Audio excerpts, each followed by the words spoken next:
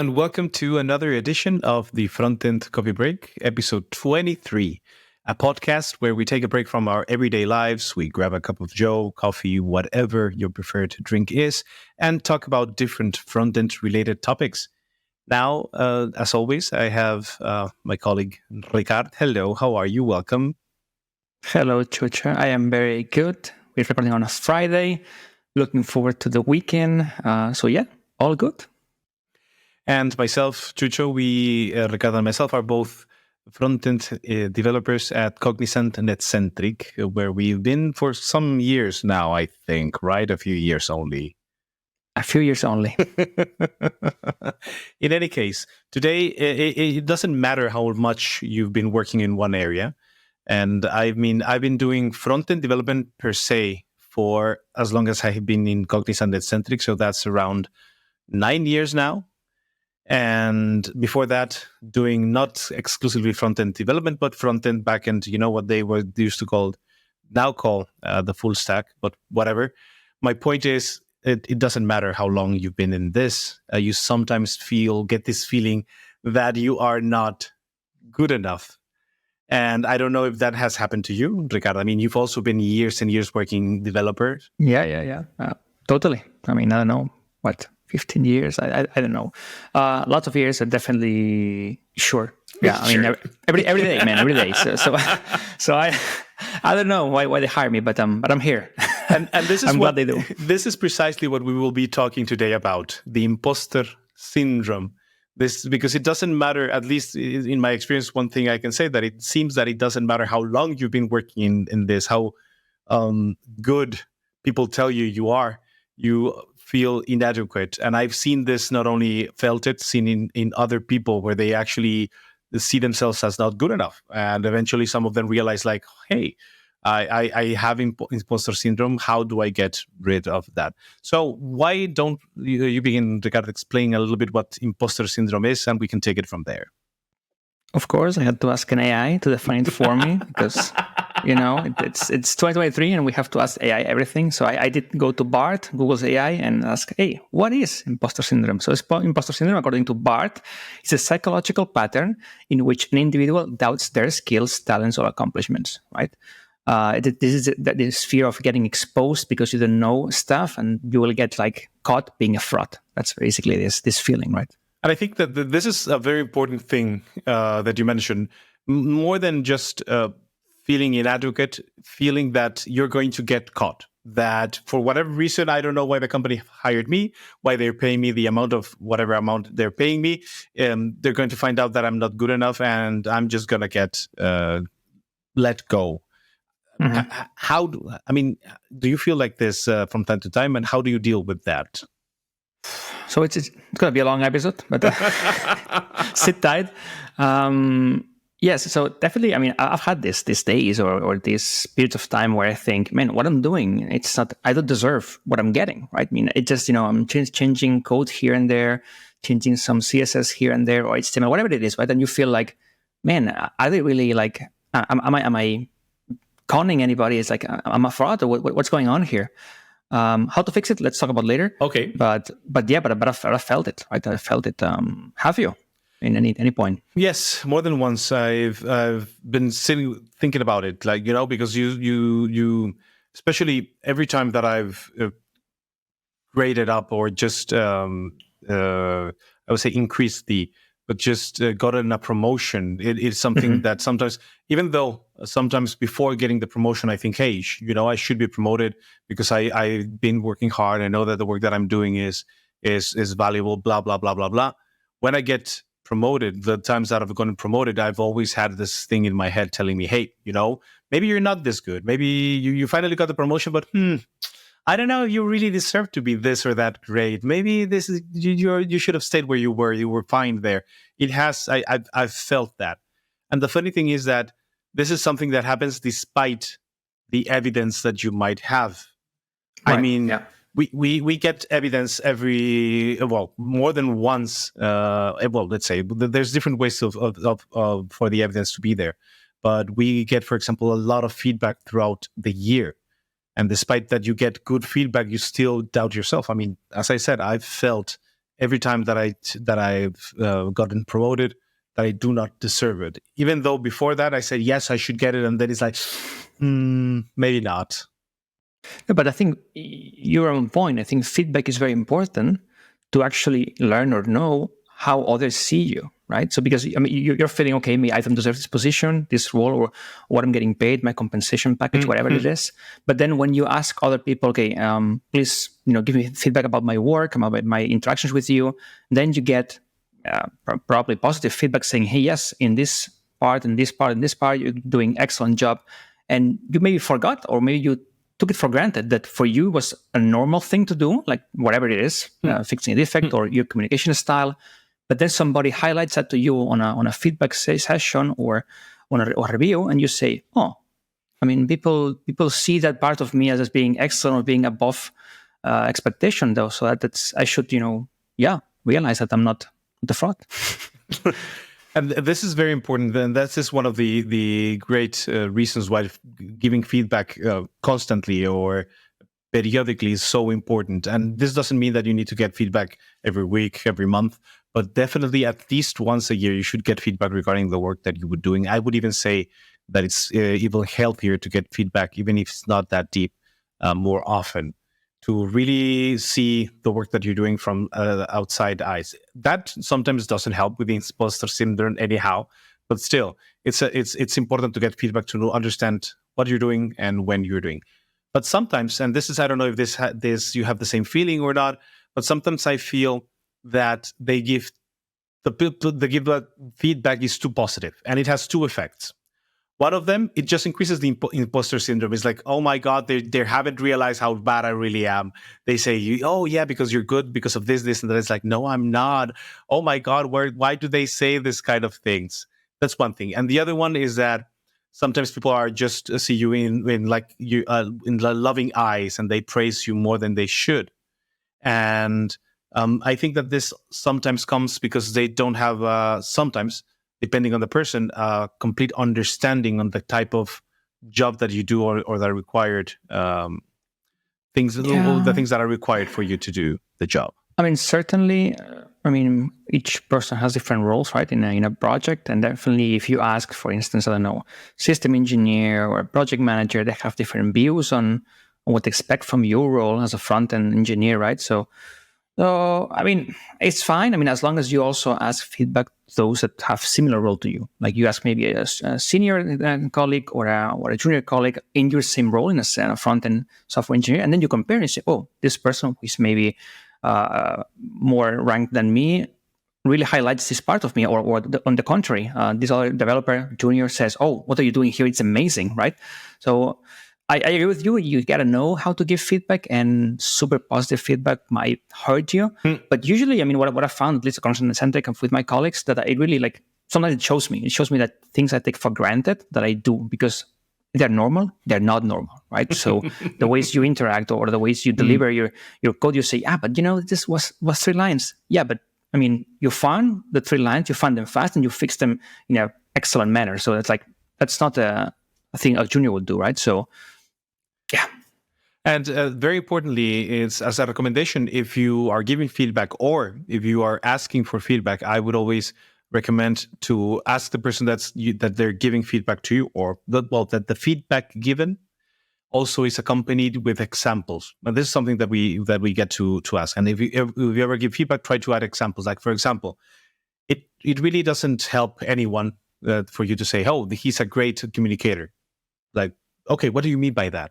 So an example would be like when we were in the stand-ups, for example, they clearly say what they need to do, and we all understand what needs to be done, the position they're in, because they explain quickly, blah, blah, blah, blah. This is very valuable. But once again, this might not help even getting good feedback and to understand what you're doing is right or not, still wouldn't help with the imposter syndrome, because that's the idea behind the imposter syndrome. It doesn't matter the evidence, you still don't believe it. Now, do you think that part of the reason is also because of luck, or people feel that they're lucky why they're there? I've been there. I've been there thinking that I was in the right place at the right moment, and because of that, I got maybe a promotion, or I got the praise I wanted, or the recognition. then you got to think luck had nothing to do with it. Like in the end, your skills and your way of working, your attitude, your ethics, work ethics will play a role on the outcome, right? I mean, you're thrown in a challenging project and you overcome it. That was not like, oh, you had the good luck or the bad luck to be thrown in that project. No, you overcome it. There was your own skill, your way of working, and all those things. So definitely, I think it contributes, right? You're thinking that, oh, I was there. Yeah. I was lucky, but no, think about it. Really? Was it really luck? Nah. That is very important, because sometimes you're in that project for a reason. And I'm not saying that divine intervenience said, hey, you should be the one. No, but people will choose you. Maybe they will choose you because it's you, because of the evidence they know about you, because they know what to expect from you. And you're going to be placed in this project where you say, I was lucky to fall. Well, maybe it's not luck, as you say. Maybe it's just because they wanted you to be there. There is luck. I just don't want to underestimate it. There's sometimes, not always, but there's sometimes a little bit of luck. But when this happens over and over and over, you either should play the lottery or realize that it's not just luck. Now, why is impostor syndrome common among web developers? Why would you think this is something common among our peers? Right. So, I mean, definitely what we talked about with this 10 minutes in the episode, it could be applicable to any career, right? Any industry, any career.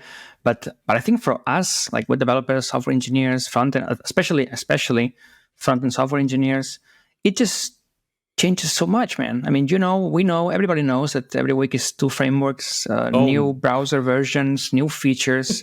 and for me, it's overwhelming. Right? Because you gotta be on top of your game, and you gotta be updated. And what we've talked about in this 20 past episodes in the podcast, we always mention the same thing. We gotta be up to date and subscribe to newsletters, subscribe to the Frontend Coffee Break. So yeah, it's just ever changing. And this is just it's funny that this is something that came to mind today precisely. When we were recording the internal podcast that we do, that we go through the Slack channel and we see what people have shared. And half of the times I get the feeling that there's so much happening. Suddenly, like, oh, this happened, now this happened. Now Firefox supports lazy loading of iframes. And this is simple, for example, but then there are more complex things. You see, what was it? The Angular 17 thing post that was shared. Mm-hmm. And so it's like, okay, so more Angular. And then you get all these other posts that you see that people are reading. And it's like, I feel sometimes that I'm just being held behind just by seeing the amount of information, the amount of new things.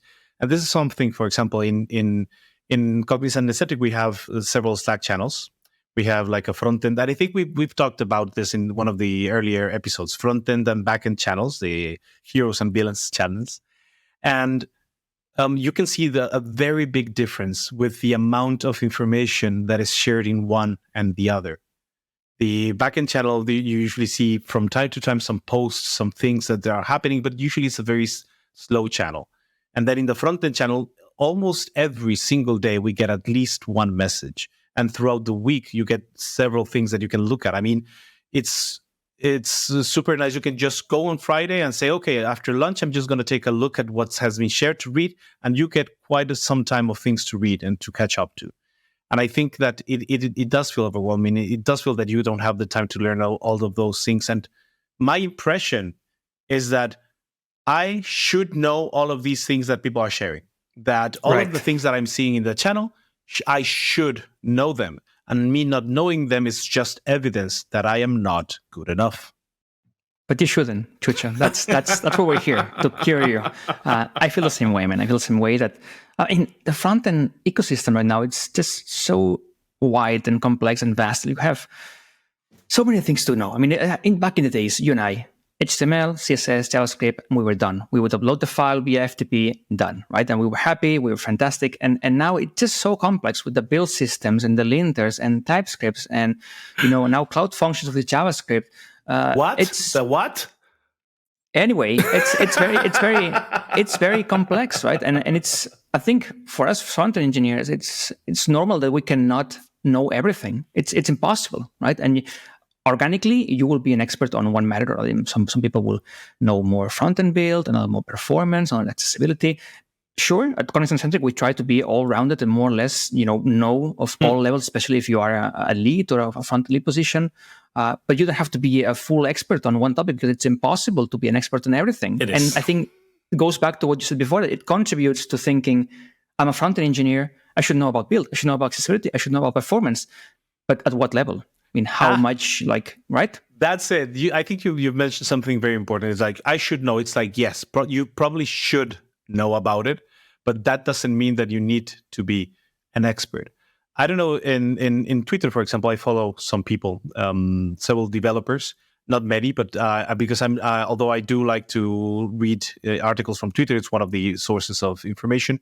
I don't follow that many people. I follow people that I know of and that I admire. And fortunately, unfortunately, a lot of them are experts in their fields. And when I see what they're sharing, what they're talking about, I just feel bad. We have people talking about performance, as you say, or about specific library, and they share things that it's like super advanced, and it's like, it would take me a long time to learn that. I would need to take a couple of days to sit down, go through it, and I know that I'm not going to be at their level. And sometimes I just feel bad. I feel that I should know, as you say, I should know performance at a high level. I should know accessibility. Like, I should be an expert. The same thing happens to UX, UI, or whatever topics that I like. But on our defense, I think we're in a very tough position, at least here at Content-Centric, where we're expected to know a bit of everything, right? Because you got to be able to defend in front of a client, a full integration with many systems and many things. But these experts that you're talking about, I also follow them on Mastodon and other stuff. And surely they are mostly focused on one topic, right? Maybe they are experts on accessibility, and they do great talks on big conferences about accessibility or performance. Yes. But these people focus on performance. And then, sure, I mean, I'm not taking away their skill levels. Yes.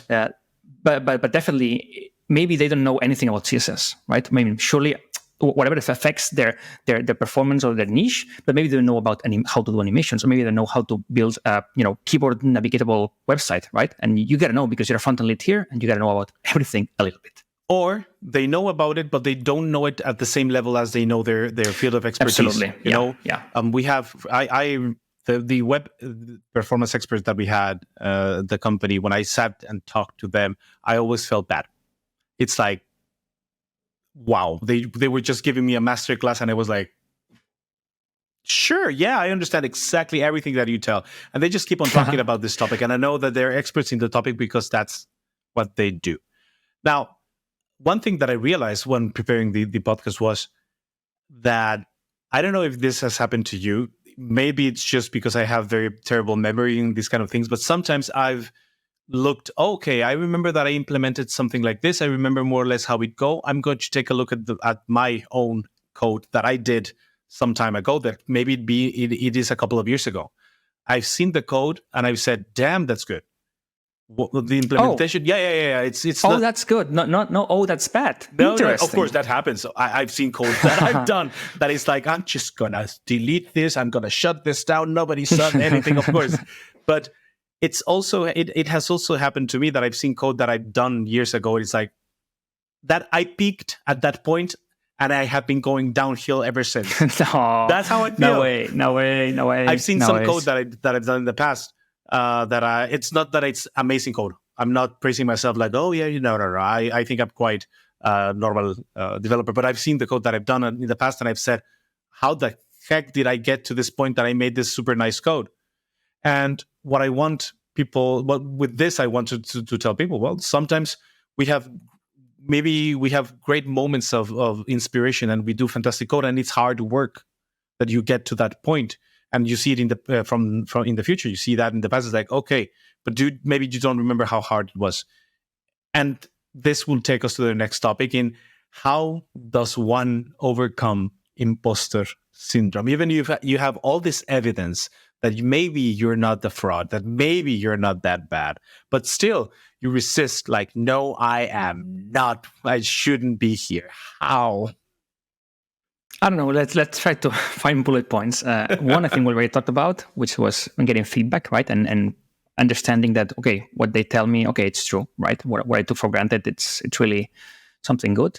The other, what you said about comparing yourself to experts, but I also like find it, and I don't want to sound like an ass here, but comparing yourself to juniors, or other like people on a maybe on a lower grade, right? Where you see, oh, wait a minute, these persons don't know half of what I know, right? So maybe that makes sense that they are maybe a juniors and I'm a senior, right? So it's like when you talk to other people and you're talking, I assume stuff because my brain is like, yes, you already know, and for me it's normal.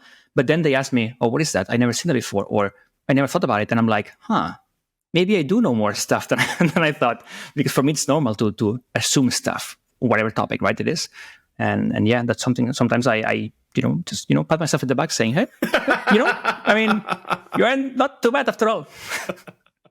Okay, so feedback, but constructive, and not the constructive type, but feedback that actually adds value, that gives you real information that you can work on. That would be one thing. The other one is the realization of where you stand, to be able to see where exactly you are inside the whole position of expertise or knowledge or whatever. And this, to get perspective, that would be to get the perspective of where you are, because we undermine the value of the things that we do. Now, is there anything else that you would say that would help out to overcome imposter syndrome? I don't know. I guess it's probably very personal. Each person will have a different solution. But yeah, I guess sure. Looking back as well, I mean, at the code, you said you've found good code, yes, but I always find bad code. So well, that also means it's good. It's good, right? I mean, it means you're growing, that you're improving, and you're saying, exactly. Oh, what I did 2 years ago, it was garbage, and now it's better. I mean, I guess it depends on your career. At the beginning, it's very fast. You look back just 3 months and like, whoa. Now, when you're a senior, you got to look back maybe 2 years or 1 year and just say, "Oh man, that was very bad." But yeah, looking back, just at where you were, what you've accomplished in the project or the account or different projects you've been in, what you've the achievements you've done, right? So that's something good. I think it's very valuable perspective to be able to look at what you've done in the past, whether it was better or worse. It's always, you have to take it into account, into context. If it was better, it doesn't mean, when I said that I looked back and saw something good, that doesn't mean that it was better than what I'm doing, but it was like, look, I've done great things. But at the same time, when you go back and see code that you've done before, you said, oof, this is maybe not the best, but that means because you know better than back then. So that it's also positive. So it's very important, even though to take the perspective, to see the evidence and to try to believe it. But that sometimes is not enough to realize it. Sometimes I think that you need an epiphany to actually realize that what you're doing is good. Now that you mentioned this, there's something very interesting regarding on perception, on how we perceive that our work is. There's something that's called the Dunning-Kruger effect, which is basically an effect, is a cognitive bias where people originally I think it's when people with a low ability overestimate their really ability to be able to perform. And there's a special curve that explains a little bit about this phenomenon. But basically, to summarize it a lot, is that people with limited competence overestimate their ability. And people that are more competent, with bigger knowledge, do the opposite. Not that they underestimate their ability, but more that they underestimate the difficulty of the task that they're doing, therefore underestimating themselves. And this is what you said just now, like, oh, people ask me about something and I say, yes, of course, this is like, oh, I didn't know that. It's like, well, I did, so maybe I do know more than I think so. And what I want to get through this is that sometimes the more you know, the more natural you see these kind of things. And this is what happens with the experts. When you're talking with an expert, they say, oh, yes, of course, the CLI, it's a thing that blah, blah, blah. They give you so detailed, but they say it so naturally. And for them, it's like a super simple thing. And they think that the knowledge that they have and all the expertise that they've gotten, it's natural. People should know it. And it's like a super simple thing that it's not a big deal. But you on the other side, that you don't have that knowledge, it's like, wow. So you have to take into account that sometimes the more you know, the more you know how things are, the less you feel that you underestimate your knowledge. Like the Greek philosopher, no, I just know I don't know anything, right? So that's no, but I agree with you. Not everybody, of course, but I've seen juniors thinking that they're rock stars, right? And they're not. and then they think that they will get this done in one day, and then it's 1 week and it doesn't work, and the pull request stinks. So yeah. And this is not undermining anyone, because there are, of course, amazing developers out there. But sometimes, the less that you know, the more it's like, oh, this is going to be super, super simple. I know I can do it. It's like, you don't know what you're saying. But then the opposite happens. So you have to be aware that sometimes having the imposter syndrome might actually mean because you actually have a lot of knowledge. You actually are underestimating the difficulty and the amount of knowledge that you have. Now, you mentioned it at the beginning, and I have a question for you. Do you think that tools like AI help you or are bad for the imposter syndrome, that maybe they affect you thinking that you're not good enough? I mean, maybe they feel the fire. It's hard, right? Because right now, what you used to know by heart or by memory, things like hard facts about, I don't know, APIs or whatever. Now it's just one prompt away, right? You would just ask the thing, and it's not like doing an MDN search or a Google search. You're asking for integrations, or you're asking for more complex solutions. Does it create an imposter syndrome? I think yes, because again, why are they paying me if they have Copilot that they can give you the same function, right? And it's better, and the Copilot will also give me the unit test and everything. So what I think, or what I try to do in my case, is I try to make me more valuable than the AI, knowing the big picture, knowing the integrations, knowing not to actually create a function that calculate age. I don't want to be doing that because the AI will do it for me, but actually how to use the tools and then integrate systems, right? Something that the AI cannot do now. And hopefully I'll keep my job for 30 more years. Now, it's almost time let's close this, and I'd like to have some reflections about precisely imposter syndrome and why people that are struggling with it, how to maybe help overcome. And I have a couple of things that I'd like to share, and that I'd like to hear from you as well. The first thing is that you cannot ask a fish to climb a tree. And what I'm saying is that sometimes we compare ourselves with experts. We compare ourselves with people that have certain skills that we don't have. And it's fine. You don't have to compare yourselves to that. You need to understand, to get to know yourself, what you're good at, what you like to do. And you need to work on that. And you should never compare yourself to that. I mean, if you're a very short person, do not say, oh, I'm too short, this is bad because this guy is super tall. It's like, well, work with what you have. You're a short person. That's fine. You're not going to be a fantastic, possibly a basketball player, but you're going to be great at other things. Find those things and know that you're going to be good at that. Don't worry about the things that you're not good at, because maybe that's not your thing. Everybody has a value. And the other thing is that I feel that imposter syndrome can be positive depending on how you manage it. The thing that you need to remember is that you should not let imposter syndrome pull you back. You should not say, I'm not good enough, therefore I will not be able to do this, so I'm not going to try it. I am not good enough, so I am not good enough, so I'm not going to. On the contrary, if you still feel imposter syndrome, try to give it a positive use. It's like, okay, maybe I'm not good enough. I should work more. I should improve. But don't feel frustrated. Feel inspired to do more. It's definitely easier than done, right? Said and done. Because, I mean, the other week, again, I was talking to somebody, and it was the same thing. I mean, they were telling me, no, I don't want to take that position because I'm not good enough. And I was like, I mean, I don't know. Try it, and then we judge if you're good enough or not for that position or that role, right? So definitely, it's out there. So yeah, let's help each other and support each other to push forward. And also know that it is okay to fail. It is okay to learn by failing. So the next time that you say, should I jump into the water? I don't think I know how to swim good enough. It's like, it's important to know that, to have a good idea if you're good enough or not. But then again, sometimes it's important to just go for it. And if you drown, don't worry. There's going to be people that are going to help you. Yeah, save you. Yeah. Well, I think that's all the time that we have for this episode. I had a fantastic time.